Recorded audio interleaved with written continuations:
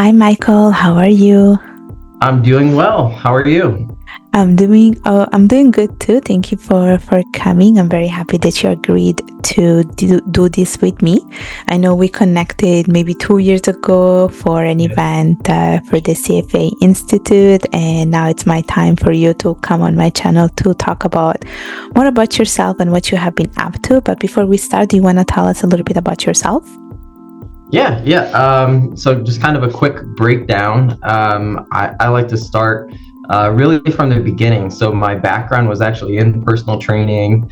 I don't actually have a degree in finance. It's in human development and family science. So it was really just kind of luck that I ended up in the financial industry with what I'm doing, and have kind of been able to grow in roles, and use each role as a stepping stone to kind of get to where I want to be next. So in terms of what I'm doing now, I work in business development, and really, if you're not familiar with what business development is, it's really, how do we grow the business in simple terms, but we're approaching it from an investment and kind of financial aspect of not just considering like, okay, we need to increase sales, but how do we tie in investments, and then behind that, like, what are the revenues that those investments are generating, and how can we help these other business lines grow and develop with that. Well, fun fact, I didn't know that you were not from a finance background. I think I just Yeah. learned it. Yes, I thought you were from a finance. I mean, you look like a finance guy who has done a Yeah. degree in finance. I didn't know this. Well, impressive, I must say, especially because I know that you have passed CFA Level 1, you have passed CFA Level 2, you have also passed the FRM Level 1, if I'm not mistaken, Yep. and you are continuing on the program. So I want to know how you have started with those two designations, how you're able to do them all together. Tell us the secret. Yeah. So in the beginning, when I started my financial career, I was kind of lucky enough again to kind of figure out what I wanted to be doing long term. And that was work with investments, eventually, hopefully, as kind of a portfolio manager or some type of senior investment professional role. And from there, I reached out and just, through a network, and just kind of asked like, hey, like, who can I talk to that can kind of put me on the right path? And initially it was just kind of getting some basic security licensing. I'm sure everyone in the industry has heard about it, Series 6 or 7, a 63, a 65, and kind of using those to get the financial experience of talking to people about investments, kind of in a more financial advising scenario. And then from there, it was growing into the CFA program, which I was kind of giving guidance like, hey, you might want to think about getting your CFA. So I originally started with my CFA Level 1 in August of 2022. I ended up failing that exam because, I originally passed my Series 65, and that was at that point the best exam I've taken. It was like a big, like 300, 400 page book, and you're thinking, okay, you walk into the CFA like, yeah, shouldn't be too much more difficult than that. And I really changed my study strategy from what I, kind of originally did. And it became clear after that exam, like, okay, I need to get back to what I'm doing in terms of, making sure you're quizzing often, like not just the original, like, let me go through, read, quiz, go on to the next unit, and then you get to review and you're relearning all this stuff pretty much. It's kind of quizzing along the way. So I ended up retaking my Level 1 in May of 2023. And it was interesting because then at that point I started dating my now wife shortly after that, and shortly before that. So it was kind of interesting, studying and Dating. preparing to be engaged, really. So that summer after I passed Level 1, I got engaged. Then from there, I signed up for Level 2, and it was really trying to gauge with the holidays coming up, how much do you want to take on? Like, what's realistic? So I think a lot of people are like, oh, I'll sign up for the exam, but like, how much time can you actually dedicate to studying for something of this magnitude? And then from there, it was passing that one, was kind of on the radar. But yeah, it was really just luck of the draw that, I was able to kind of fall into everything the way I have. So. Wow. And what about the FRM? Where does that come from? Yeah, so that was interesting. So I signed up for level 2 May of 2024. That's for the CFA Level 2? Yeah, that was the CFA Level 2, and I was so confident. I was scoring really well on mock exams. I was doing well on quizzes that, and I knew I was getting married in September. So I was formulating a plan like, okay, I've talked to enough people that, people have told me, oh, you should be able to take level 1 of the FRM, and, it should be easy enough. You'll still have to do some studying, but it should be, there's enough crossover that you can do it. It won't be time intensive as like the CFA exam, but you can do it. So I really signed up for that one as kind of a placeholder to kind of bridge the gap to get me to CFA Level 3 when I could really study and like didn't have a wedding going on. So then I found out in July, right before July 4th here in the States, that I didn't pass the level 2 exam in May. So it was a really bummer, but kind of looked at the fiance and she was like, well, when's the next one? And wedding going on, I was like, of course, is it okay if I go spend the money to sign up for the next one right now? And the answer is yes. And then at that point, it was nice because I could just review the CFA Level 2. We're really going through and taking the time to learn the FRM Level 1 material. So I ended up scheduling my Level 1 FRM November 15th, and then a week later I had my CFA Level 2 exam. Oh my gosh. Yeah, it was definitely crazy. I don't recommend it for a lot of people. No, I wouldn't either. Yeah. It sounds crazy, it looks crazy, but at least you have a very supportive partner who, allows you to take some time away and study. Yeah, definitely. Yep. And what was your experience like with the FRM? Because I don't know too much about it. I mean, I have an idea. Like, I have an idea it's about risk management, but how hard it is compared to the CFA. If someone is interested in taking the FRM, what would you tell them? I mean, I think there's a couple of different ways that I could think about it and like how I would tell people. For those that are going through the CFA program, I think definitely waiting until after your CFA Level 2. In terms of material, there's probably more crossover once you get through Level 2 taking the FRM Level 1 than if you were just doing CFA Level 1. And I say that just because there's a lot of quantitative material, there's a lot of math, there's a lot of knowing financial markets and products and valuations. And strictly speaking, the whole kind of last unit is valuations and risk modeling. A lot of derivatives. And I don't think Level 1 of the CFA probably gives you enough that you could really sign up and take it. So if you're wanting to do both, I would say take CFA Level 1, CFA Level 2, and if you're crazy enough like myself, you can take Level 2 and FRM Level 1 at the same time. But if you're wanting to do both, I'd probably say Level 1 CFA, Level 2 CFA, then FRM Level 1. If you're just wanting to do the FRM program on its own, just be ready for a lot of math, a lot more quantitative aspects to the exam, which I think really helps with the CFA program. Like if you're someone that struggles with the first quant section in CFA, then, you know, I think that FRM program really does a great job of bridging the gap to kind of give you more insights behind it.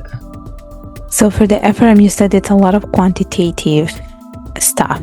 Does it mean you have to put a lot of hours, a lot of practice hours? I'm assuming yes, but I don't know. Not necessarily. So I think my overall study strategy is a little bit unique because I didn't have, you know, the finance background. But to me, actually, the best way I studied was reading the material, watching a video, you know, whatever kind of your niche is in that realm.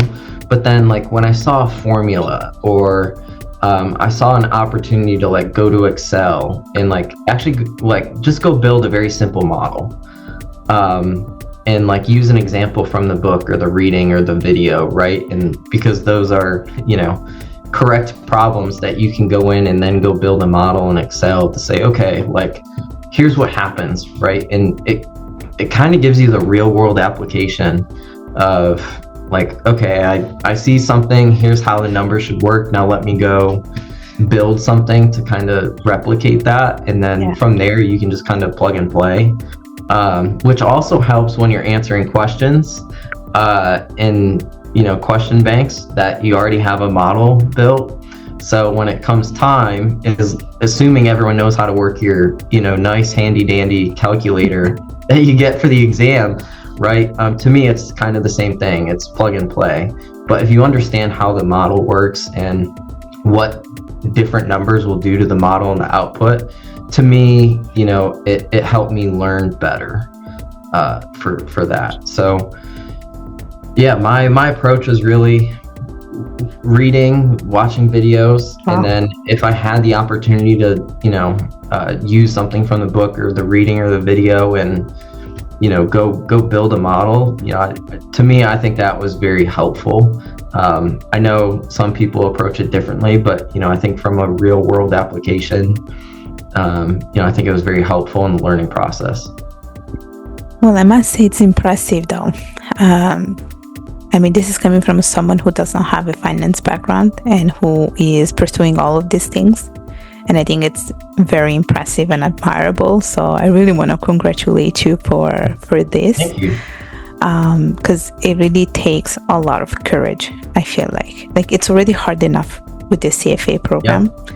Then you add the FRM, which is also not easy, I'm pretty sure. And like you said, you know, you have to do all of these things. And I'm thinking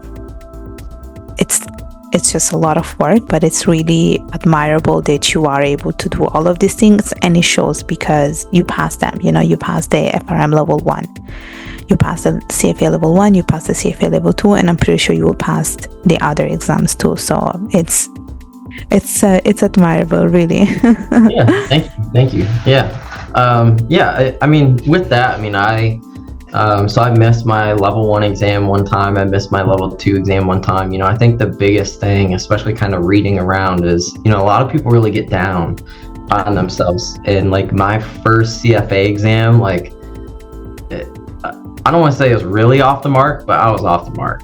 Right. You know, it wasn't the best scoring, but I think, you know, your first initial exam or, you know, second exam, just kind of reevaluate and just think about, okay, like what could I have changed from a study perspective to really, you know, help when I retake it. And, you know, I think everyone in these communities can attest to failing at least one exam once. So it's really just kind of getting back on the horse and saying, okay, if this is truly something you really want to do, then you get back on the horse and you reevaluate, which, you know, I think attests to the investment industry, right? Like sometimes things don't work out, you reevaluate what went wrong, what went correctly, and, you know, let's implement, you know, the strategy again or change the strategy. So yeah, it's all about like I always talk about resilience. I always say it's all about resilience and determination. So even if you fail once, that's okay. It's like you said, getting back on that horse, and reevaluating. Yes, I love that.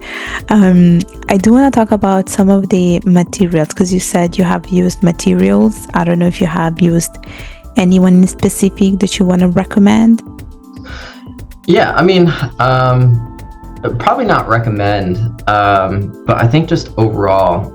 So my first time going through, I used Kaplan for the CFA exam. My level 2 exam, the first go around, I used Kaplan and Mark Meldrum. And then when I retook it, I only used Mark Meldrum in the CFA Institute website.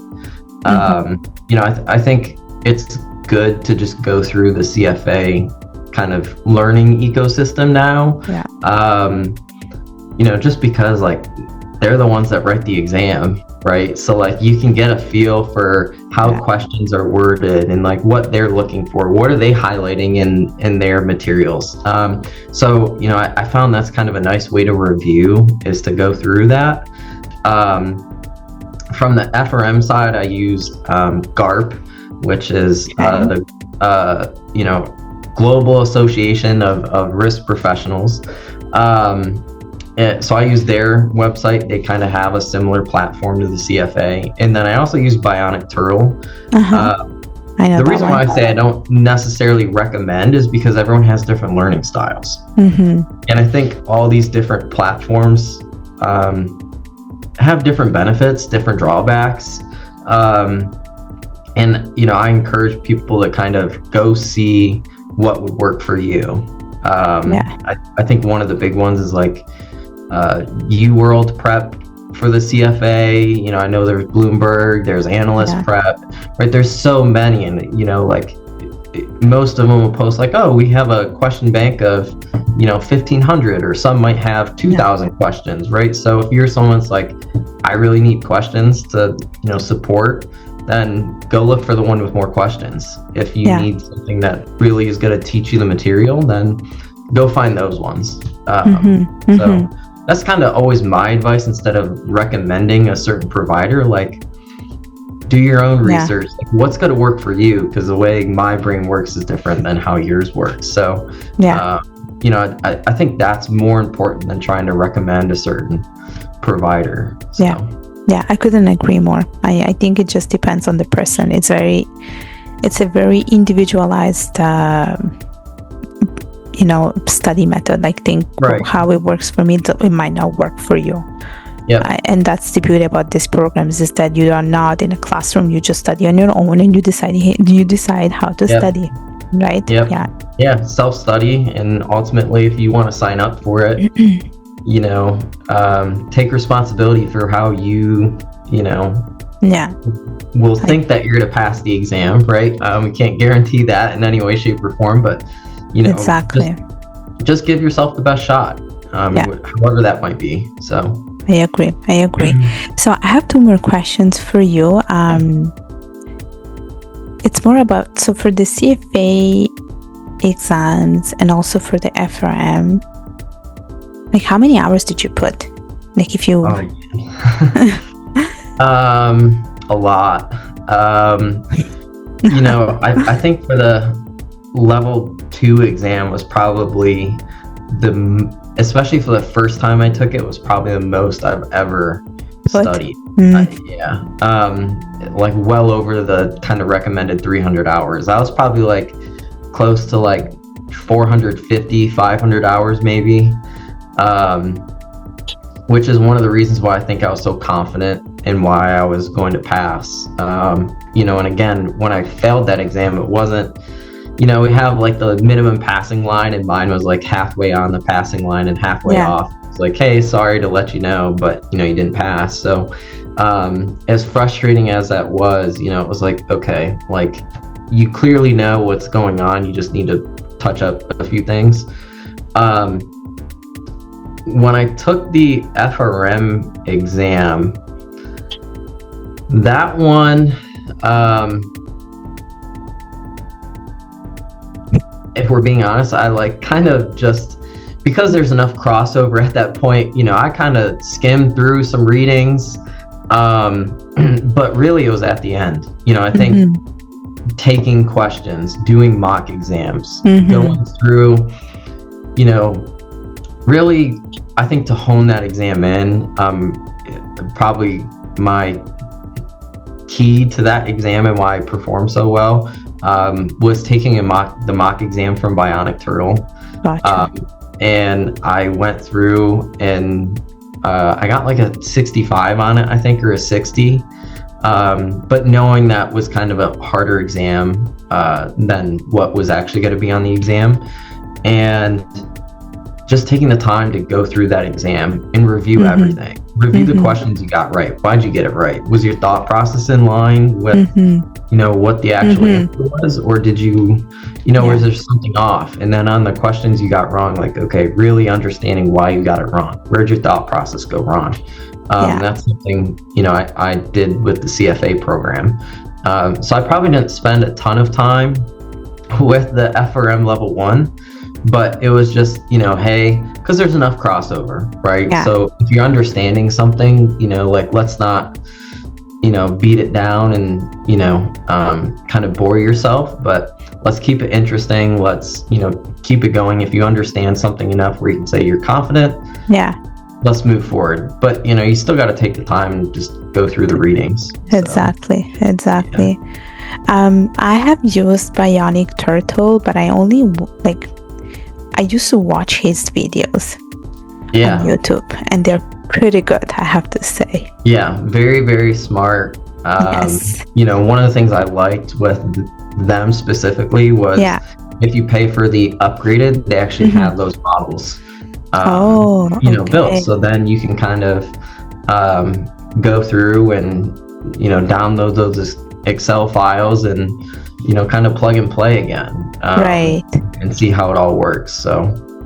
Yeah, he's pretty good. I have watched a lot of his videos every time I was struggling or something, and I would go to watch his stuff. I was like, okay, makes sense now. Yeah, so, definitely. Yep. Yeah. It's a truly great resource. I know there's a couple of others that are really good for the FRM program. So yes, I mean there isn't much about FRM online. I feel like it's all about the CFA. If you think about it, I mean, I don't know if there is much about FRM. I heard about it. I know people who pursue it, and I heard that it's a very good designation. That's for sure. Yeah, that's for sure. Yeah. I like the fact that it really does supplement the CFA from like a risk standpoint, because as much as someone might want to chase returns, right? We all know it takes one event to kind of wipe out all those gains. So. I think risk from a business and financial and investment standpoint makes a ton of sense. Yes, exactly. So we are almost approaching the end of this, and I have one final question for you, which is, where do you see yourself in a couple of years? I mean, I sound like a recruiter asking this question. But you are doing all of these things. You don't come from a finance background, but you have pursued, or you are pursuing a career in finance. I'm assuming you have an end goal. And so I want to know where you see yourself. Do you want to become a portfolio manager? What is it that you want to do? Yeah, that's kind of the long-term end result, is portfolio manager, or maybe leading a research team. I've also thought about like risk management, and like if I want to just like truly focus on the risk side. So I have some options. Probably more of the immediate next step is looking for more of the investment kind of analyst role. There's a few risk modeling positions that have always kind of piqued my interest. So for the time being, I'm focusing on studying and just kind of seeing what comes in the future. Things can change. So yes. But yeah. Nice. Well, I wish you all the best for everything you decide to do, and I'm sure you will be a very successful person. Thank you. You as well, of course. Thank you. So, with that said, this is the end of the interview. But before we go, I do want to ask you if you can tell us where people can find you, how people can connect with you. Of course, I will put the information in the description of the video. Yeah, so I'm on LinkedIn. You can search my name, Michael Hackleman. And then I also frequently kind of expand my Python and kind of quantitative skills. So, whenever I build a new model, I post that on GitHub, which is kind of like a big coding platform for everyone to share their code. So I like to be involved in that when possible. All right. Well, sounds good. I will put all the links in the description so people can connect with you. Michael, I do want to thank you once again for coming here with me today. It was such a pleasure having you with me. Thank you again. Oh, thank you. It was wonderful.